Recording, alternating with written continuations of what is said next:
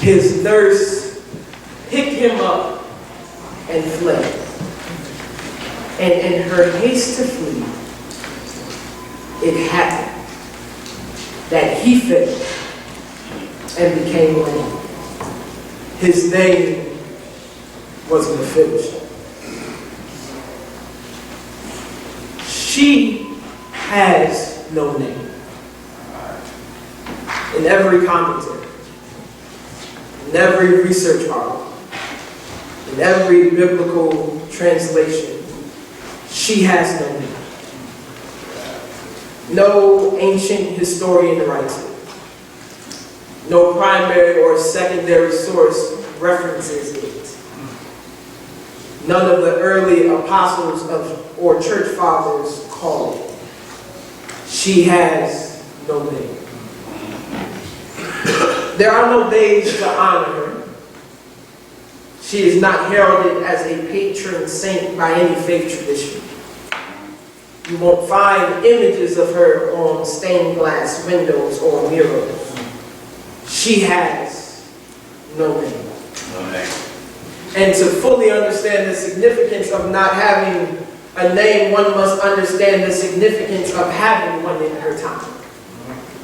Names were more than just your personal identity. Names were signifiers of your cultural lineage. Names were markers of your ancestral affiliation. Names were tied to one's chosen deity or higher power. Names spoke of one's status or inheritance. Names were affirmations of a person's worth and value in society. People were proud of their names, but she has them. No personal background. No identity, no cultural heritage, no ancestral pride, no God. Somewhere in the oral tradition that predates the written story we have today, her name was lost, taken, replaced. And in every instance, in every piece of literature I've read, in every sermon I've heard, she is only mentioned in connection to what she did. Even now, in the sacred moment, the only way to reference her is to refer to her by what she dropped. The nurse who dropped Mephibosheth. She has it.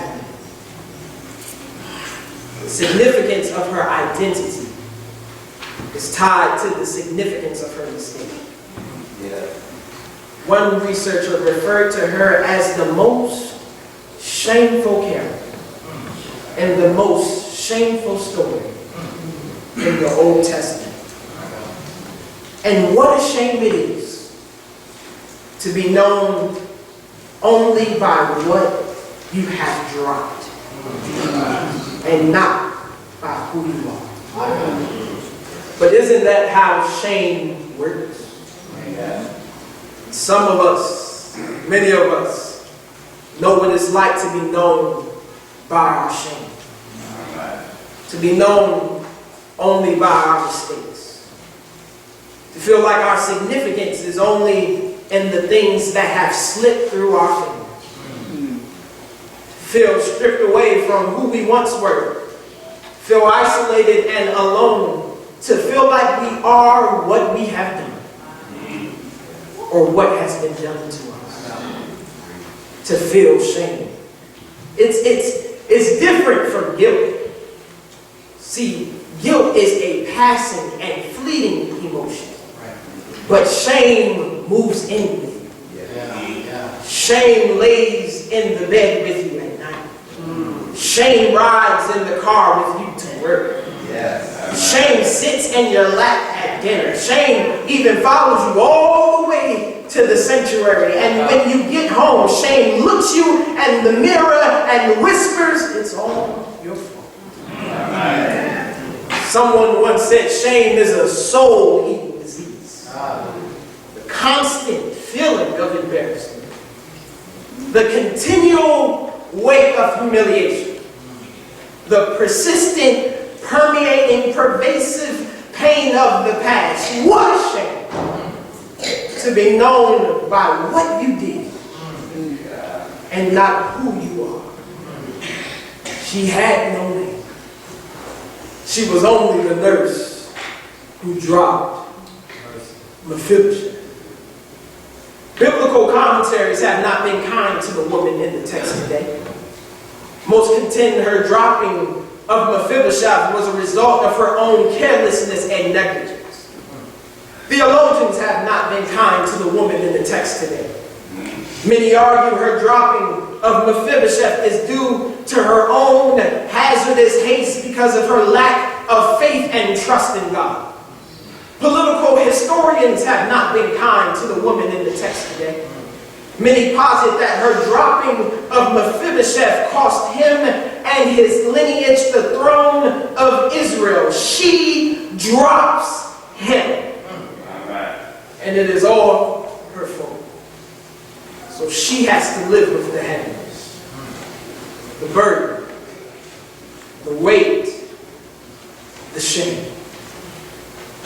However, none of the research I have encountered on this story have dealt with her rationale for running that preceded the drop. See, the context of her running makes all the difference in evaluating her drop. In the text, the Israelites and the Philistines are in the middle of another one of their historic struggles for power and land. This specific occurrence is referred to as the Battle of Mount Gilboa. This battle is fought over access to a very important trade route, which stretches over the Jezreel Valley along the coast of the Mediterranean Sea. Controlling the trade route would mean gaining access to and controlling access of an abundance of goods, spices, gold, and agriculture. This is an important battle. And before the battle begins, King Saul, the first chosen king and ruler of the Israelite people, does something bizarre. King Saul disguises himself, sneaks out of his camp, and goes to consult a medium or another God-like power for spiritual and military direction. King Saul has become so enamored and intoxicated with the drunkenness of greed, so thirsty and lust-filled for power, that he is willing to do anything to gain the upper hand over the Philistines. So King Saul decides that even the promise and protection of God is not enough, and goes to seek out assurance from another. King Saul attempts to use the power of another to assure victory and the battle, and as a result of his disobedience, the spirit of the prophet Samuel informs King Saul that Saul, along with his sons, will die in the battle. Now, the text makes it clear that the sin is not that King Saul needs or desires reassurance. The sin is desiring power so much that you are willing to go to another power than the power that put you in power in the first place. And so the next day the battle begins. And just as the prophet said, King Saul and his 3 sons died in the battle. One of the sons, Jonathan, is the father of Mephibosheth. And this is the news that causes the woman in the text, the nurse of Mephibosheth, to begin running with Mephibosheth. She has to run. She has to run because the battle is lost.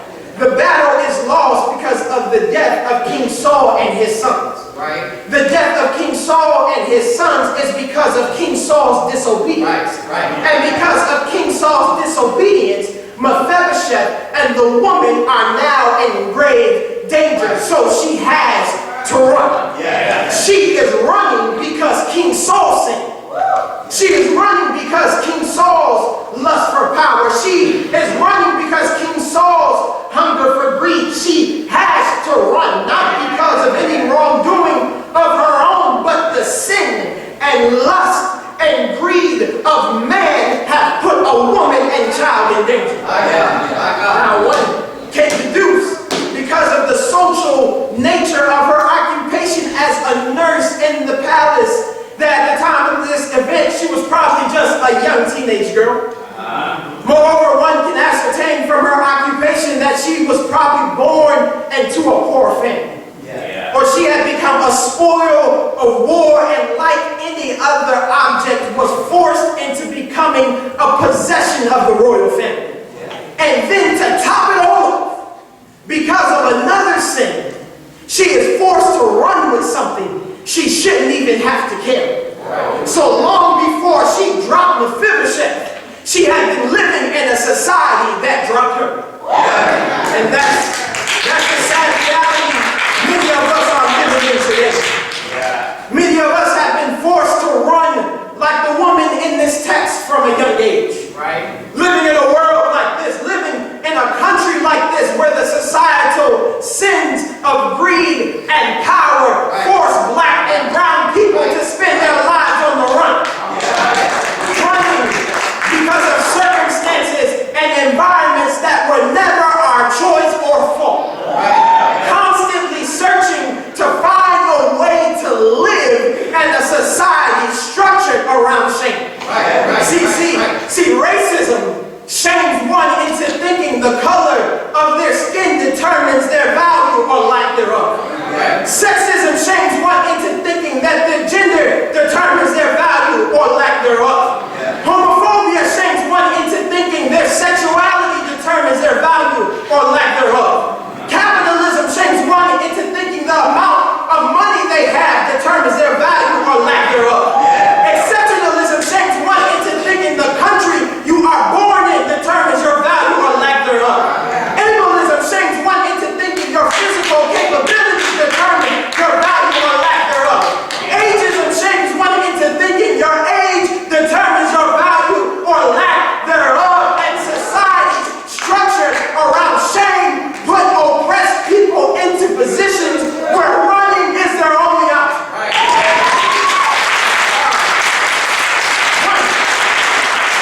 Running just to live. Running because of urban trauma. Running because of mass incarceration.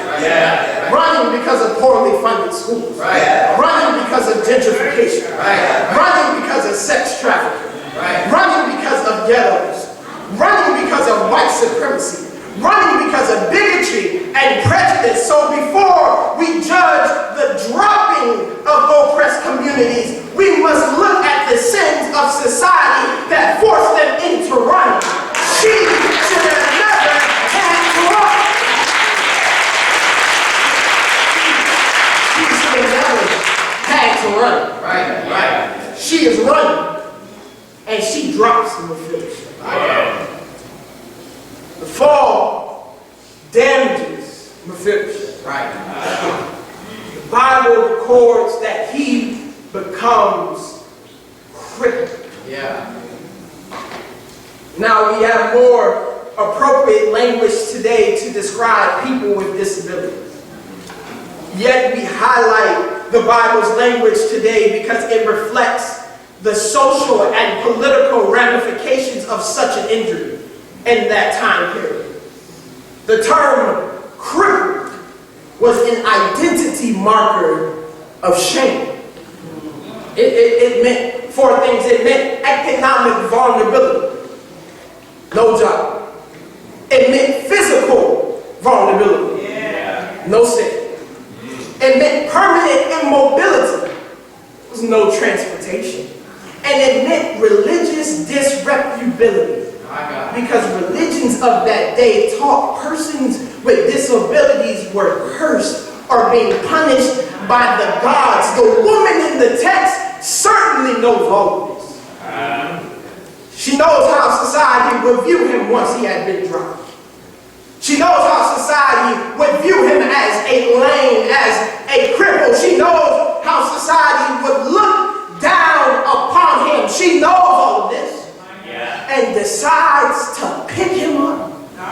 Anyway, see, here is the place in the story I believe biblical scholars missed the opportunity to humanize and celebrate the woman in the text.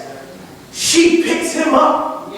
Anyway, society has taught that he is dead. Society has taught that he is broken. Society has taught that he is a liability, but she picks him up. Anyway, society would have saw him as useless. Society would have saw him as worthless. Society would have saw him as hopeless, but she picks him back up. Anyway, society would have looked down at him with shame, but she sees enough worth, enough value, enough promise to pick him back up. Anyway, and this is a great example for how God looks at us. Despite living in a society built on and around shame, God sees us outside of how society sees us, and God picks us up. Anyway, society may call you damaged, and society may call you broken, and you may even look in the mirror and call yourself worthless or hopeless or helpless, but God picks us up anyway. And I'm so grateful that God does not allow us to drop when we drop things. I'm so grateful that when loved ones drop us, when friends drop us, when partners drop us, when jobs drop us, when America drop us, God doesn't drop us. I'm so grateful that God doesn't drop us even when we want to drop ourselves. God picks us up anyway, and no matter what you have done or what has been done to you, God still sees value. God still sees purpose. God still sees worth. God does not look at you and see shame. God does not look at you and see what society has called you. God looks at you and sees what God called you. This is one of the reasons that the Bible is so important in the life of a believer. Because not only does the Bible tell us who God is, the Bible tells us who we are. And believing who the Bible says you are in a shame-filled society is a radical act. As a matter of fact, believing who the Bible says you are in a shame-filled society is an act of civil disobedience. See, our ancestors knew that. When society called them slaves, they believed the Bible and called themselves children of God. When society called them beasts and brutes, they believed the Bible and called themselves fearfully and wonderfully made. When society called them coon and boy, they believed the Bible and called themselves a chosen generation, a royal priesthood, a holy nation. And because God sees you as the Bible calls you, God won't leave you where you failed. God won't leave you where you were hurt. God won't leave you where others have left you. God will pick you up anyway.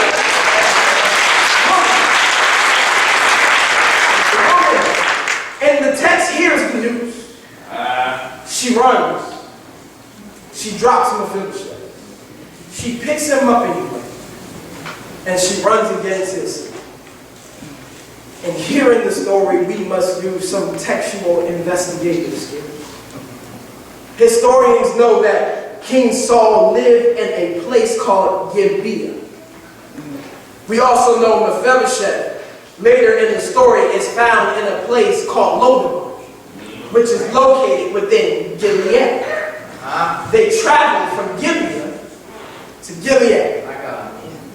To truly comprehend the gravity of such a journey, we have to remind ourselves of the obstacles the woman in the text is facing.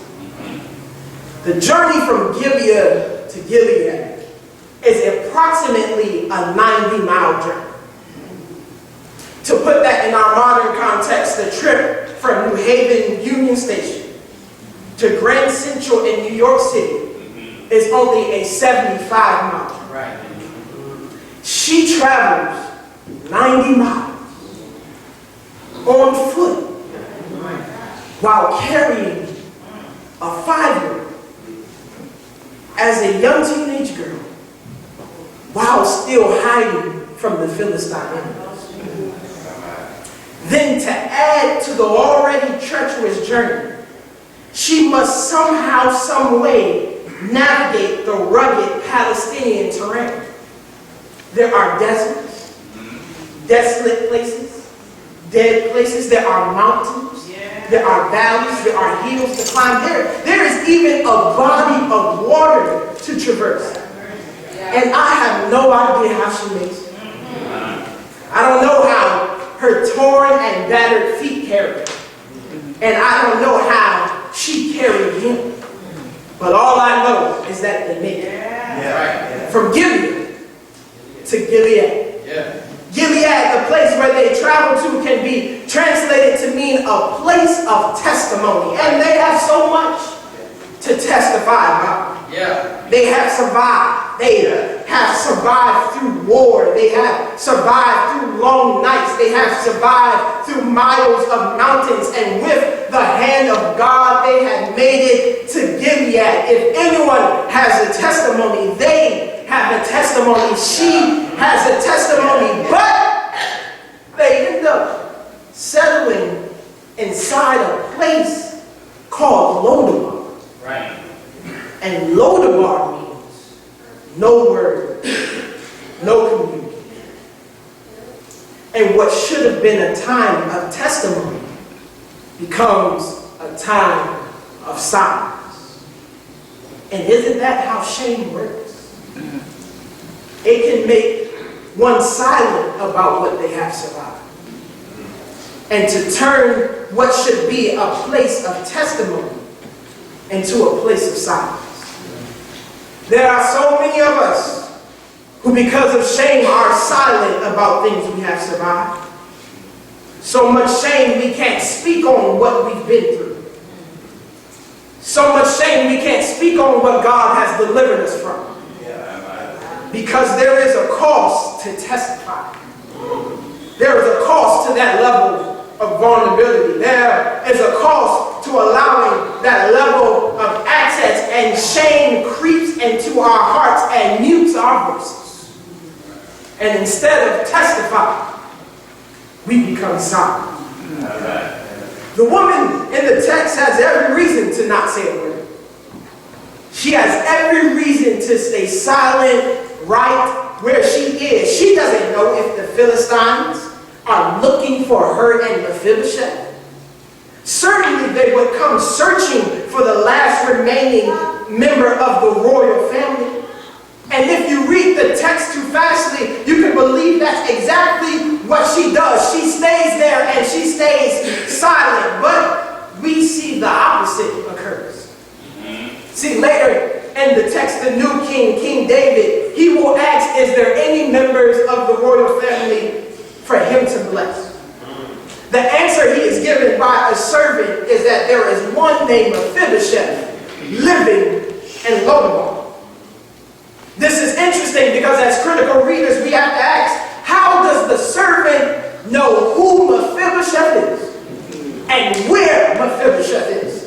How does the servant know the story of survival? How does the word get out? It could only be 3 people. It's either the woman, Mephibosheth, or God.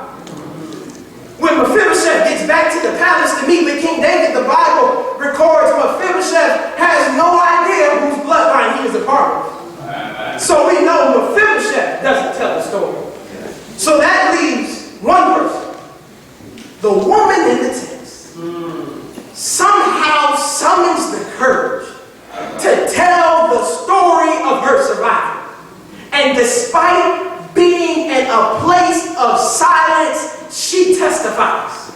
She does not allow the shame of what happened to cover the miracle of what happened. And I hope this woman can be an example for us today. That even though shame can place us in some silent places, we find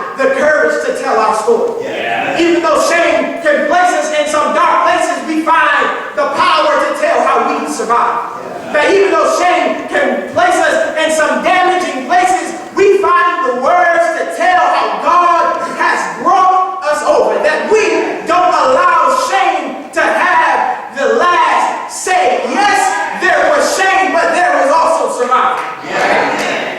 Womanist biblical scholar Dr. Pamela Lifesay says most of us in church settle for what she calls presentational praise. Presentational praise is because we are unwilling to peel back the layers of ourselves and our shame, even in the presence of God. And that she goes on to ask that how long does God have to wait for the real you to show up in worship? How long does God have to wait for you to give a real thank you? And I have to ask, how can you thank God for a blessing that you're keeping in hiding? But the woman in the text serves as a model for us today. That if God has given you the strength to survive, you must summon the strength to share your story as well. And we all have a story to tell. So don't allow the shame to take your voice. Don't allow the shame to take your testimony. Don't allow the shame to take your thank you. Don't allow the shame to take your praise. You have a story to tell. The woman in the text does not tell the story. The servant never hears about Mephibosheth. If the servant does not hear about Mephibosheth, then the servant cannot tell King David. If King David does not know about Mephibosheth, Mephibosheth will spend the rest of his life in a location that is beneath his call. Mephibosheth's destiny is tied to her testimony. The Bible says, and they overcame by the blood of the Lamb and by the word of their testimony. So if you won't tell your story for yourself, tell it for the sake of someone else. Come on. Tell it for the sake of someone else living with you. Tell it for the sake of someone else struggling with depression. Tell it for the sake of someone else battling with suicide. Tell it for the sake of someone else fighting illness. Tell it for the sake of someone else's son. Tell it for the sake of someone else's daughter. Tell it for the sake of your people. Tell it for the sake of your community. Tell it for the sake of someone else's faith. Tell it for the sake of God.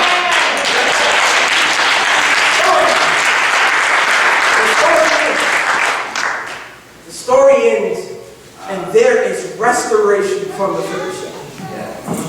King David sends for him. He returns home, starts a family, continues the lineage, and sits at the king's table forever. What a happy ending. But what about the woman in the text? I looked high and low, y'all, in every biblical translation, in every research article I could find, in every commentary. And once again, there is no mention to the woman. She completely disappeared off the scene of this life. No one writes her ending. And that's just like shame. To try and rob the believers of their future. To try to rob them of their happy endings. To try and lock us in the position where we failed or were failed forever. Shame can so blind you that you can't even see or hope for a future. And I was getting ready to write the woman in the text off as another victim of shame. But I remember, just because her future wasn't written doesn't mean it didn't happen. Just because the mouths of men failed in the oral tradition. Just because the pens of men failed in the written tradition doesn't mean God failed to give her a future. Just because man failed to record doesn't mean that God failed to perform. Her story wasn't over. Now there is another author who wrote her story. There is another pen who wrote out her future, and I'm glad that when shame seeks to cover our vision of tomorrow, when the mouths of men don't utter your future, when the pens of men won't write your story, there is another author. And there is another pen. And he will write your story. The book of Hebrews says, looking unto Jesus, the author and the finisher of our faith, who for the joy that was set before him endured the cross, hating the shame,